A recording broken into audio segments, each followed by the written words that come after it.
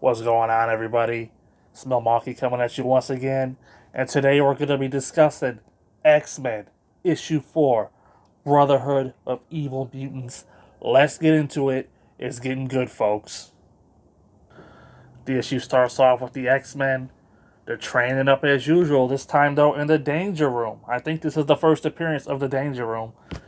And, they're going through some really tough challenges here. They're really timing each other how long they survive against these hazards. And of course, they're leveling up, they're getting better. And at the end of the training session, Professor Xavier, he unveils a cake and he says that this is the 1 year anniversary of their class beginning. So I'm not sure if they're just talking about 1 year of the issues or like 1 year has passed, in real comic time, in universe. So, yeah, it's pretty unexpected there. A whole 1 year gone by. Like I talked about previously, Bobby Drake, Iceman being like 16. Is he now 17? Is that what? Because it's not confirmed or anything. So that's kind of where I'm thinking, like, oh, 1 year. So I don't know. It's here where the action cuts, and we get introduced to the Brotherhood of Evil Mutants, featuring Toad, a guy whose superpower, I guess, is that he can jump far and high. At least that's what I get from this issue. Maybe going further, more will be revealed.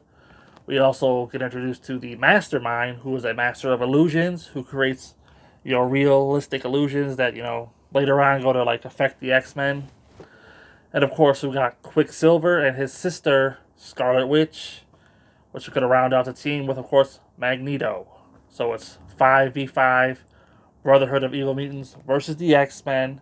And this is their first clash in this issue. Let's get into it. So after the introduction of the New Mutants, Magneto goes and he steals a warship. And then he sails it to an island off of South America and he takes over the island nation of Santo Marco. Once he takes over the nation, he and Professor Xavier, they telepathically speak, and Magneto declares war on the X-Men. He's like, this is it. We're coming for you. It's over. No more playing around. Homo superior must reign supreme over the Homo sapiens. So after taking over the island nation with Mastermind's illusionary army, the citizens, they surrender, and Magneto forms an actual army, and he has, a fortified base up on the biggest hill, in the biggest part of town. And the X-Men, of course, they invade the nation under the guise of they're like trying to spread peace or whatever. They're from America, and so that's how they get into the nation. So of course, the X-Men, they invade Magneto's castle and they get thwarted, by like Toad and Mastermind's illusions and Quicksilver his speed, and all the characters have moments to shine here. Of course, the X-Men get defeated again. What do you know? Of course, once again, it's up to Professor Xavier in his wheelchair to come save the X-Men and just dispel the illusion created by the Mastermind. Well, Magneto, he's seeing all this and he decides he's gonna rig two bombs to stop the X-Men. One at the doorway to like the final room, and another nuclear bomb to destroy the whole island nation. Either way, he's thinking the X-Men are going to be done for. But of course, sensing danger at the door, Professor Xavier, he launches himself from his wheelchair, takes the blast, saving Beast, and it rattles his brain. His most important power, his brain, is now useless to him. And Quicksilver, he has like a crisis of conscience, and he runs in and he deactivates the nuclear bomb before he escapes with Magneto on the ship. And it's teasing that the next issue is going to be the X-Men standing on their own without Professor Xavier because his mind is scrambled. As far as what I liked about this issue, I really liked the introduction of the new Evil Mutants. It feels like for the first time, the series is going somewhere. Like the previous three issues, it just felt random. Like, oh, they're searching for mutants to try to convert to the X-Men or just defeat outright. Now we finally got team versus team. It's pretty good. I wasn't expecting to see Quicksilver and Scarlet Witch here. I got first introduced to them through the Marvel Cinematic Universe. I did not know they were part of the X-Men line. So that was a surprise to me. So I'm looking forward to seeing what goes on with those characters because there's only a Brotherhood of Evil Mutant characters I'm somewhat familiar with. I also really enjoyed Mastermind's illusions in this issue, but I'm a little concerned that they're gonna be played out by the next issue because how many times are the X-Men gonna fall for the whole floor is lava illusion or whatever the hell comes next? I feel like it's gonna be like a one trick pony. Like how could you do that issue after issue? But I guess we'll find out. What I didn't like is Magneto once again fleeing. This time he fled an island nation that he took over, where he had like a legitimate army, and it's like five guys made him run. Now I could see the argument being made that like, oh, he rigged the island to blow so he could take out the X. But still, he has his own evil mutant team. He's got a whole army at his back, a fortified fortress, and this guy is still running away.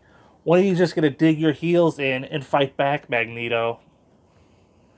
But I guess that's comics for you, right? The heroes always gotta win.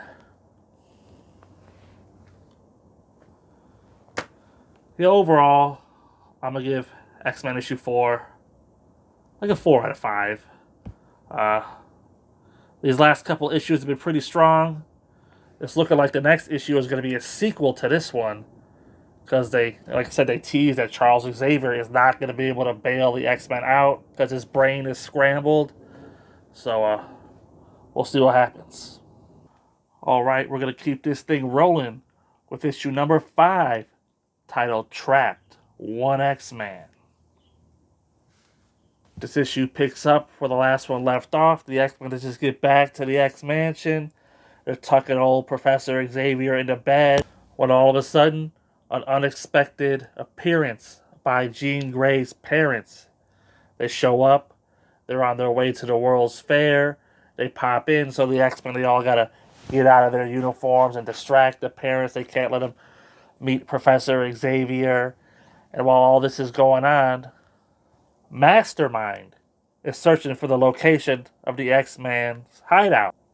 When he gets as close as like the front lawn of the X-Mansion, but he's just so stupid he can't figure out that he's there. And so he just decides to dip back up to Magneto's asteroid base.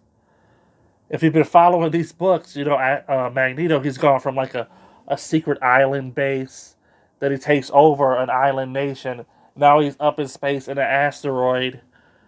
This guy's got some unlimited resources. So the X-Men, they're watching a track meet on TV. I mean, who does that? I guess maybe in the 60s you did, but you ain't catching me watching no track meet. I can tell you that. So yeah, while they're watching the track meet, they notice this peculiar entry who's running around, hopping around, winning all the races. And the people, they turn on him because they realize he's a mutant. Therefore, they've been cheated out of their money. So the X-Men, they rush to the stadium, which I guess, the mob doesn't kill the guy before they get there. I mean, how close was the stadium? Who knows, right? And so they get there, they rescue this runner. And it turns out, Beast, he's like, I know this guy, he's familiar. And he rips off his mask, and it's the Toad, one of the Brotherhood of Evil Mutants. This was a plan by Magneto to trap the X-Men all along. So anyway, once the trap is sprung, they're fighting in a train station. Magneto shows up and he rips like the metal grate off of a storefront and wraps it around the Angel and traps him and takes him back up to the asteroid. But they leave Toad behind. So of course the rest of the X-Men, they're like, we got Toad, we got to find our way, to Magneto's hideout. And of course Toad, he's so dumb, he goes into like this trance and he's like, oh, I got to get back to Magneto, I got to get back to Magneto. And he like calls a magnetic powered spaceship down to Earth. And so then all the X-Men, they get on the ship and they fly up to the asteroid base. So of course when the X-Men get to the asteroid base, they find Magneto, he's torturing Angel, trying to get the location of Professor X, but Angel's not giving him nothing. A big battle ensues, which causes the asteroid to start breaking apart, and then the X-Men escape, and the villains escape as well. when they get back to Earth, they get back to the X Mansion, and surprise, surprise, Professor X has been monitoring the situation, mentally, telepathically the whole time. Turns out he was faking his head injury, and the X-Men have passed their final test, and they are graduating. Yes, whatever that means. I know what graduating means, obviously, but it's like, I don't know. What does this mean for the comics? What does this mean for the X-Men? Is the next issue going to be radically different now that they've graduated? I don't know. So, I guess I'll find out as I keep reading. I think the highlight of this issue was the whole Jean Grey's parents showing up and the X Men having to, distract them. Cyclops gets trapped in the danger room and he has to survive, beasts, hazards. That was the highlight of the issue because this one, it just really feels like a step back to me. I was highly anticipating it being a sequel to the last issue, but it just kind of fell flat. And, yeah. So I'm going to have to go ahead and give this one like a 3 out of 5. It's just, not lighting my world on fire. The fact that Professor X was faking the injury, it's like, come on. Totally took away that moment of sacrifice from the previous issue. Not that I expected him to be on the shelf for long, but you know what I'm saying? Magneto having like a random asteroid base. What can't this guy do? And why has he got to keep running away? I know that's comics, though, at least in the 60s. So until next time, I'll see you there.